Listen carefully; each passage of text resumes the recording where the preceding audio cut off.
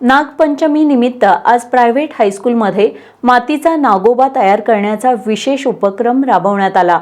मातीचे नागोबा तयार करताना विद्यार्थ्यांच्या चेहऱ्यावर आनंद ओसंडून वाहत होता। पारंपरिक सण आणि पर्यावरण संवर्धनाचा सुंदर संगम या उपक्रमातून पाहायला मिळाला। आज नागपंचमी निमित्त प्रायव्हेट हायस्कूल कोल्हापूर प्रशालेत मातीचा नागोबा तयार करण्याचा विशेष उपक्रम राबवण्यात आला। मातीच्या नागोबाची आज घरोघरी पूजा करून नैवेद्य दाखवला जातो।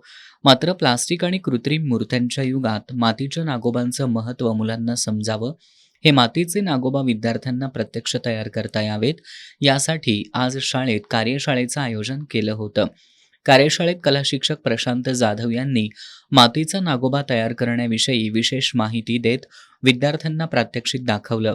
माती मळणं, फणा काढणं, डोळे आणि नक्षी देणं या प्रत्येक टप्प्यावर विद्यार्थी उत्सुकतेनं लक्ष देत होते। त्यानंतर शिक्षिका शुभांगी देसाई यांनी सापांचं आपल्या संस्कृतीतील महत्त्व आणि सापांचं संवर्धन करण्याबाबतची माहिती चित्रफितीद्वारे विद्यार्थ्यांना दाखवली। निसर्गातील विविध प्रजातींच्या सापांचे पोस्टर्स दाखवून विद्यार्थ्यांना माहिती देण्यात आली। साप मित्र आहेत, त्यांना मारू नका हा संदेशही यावेळी देण्यात आला।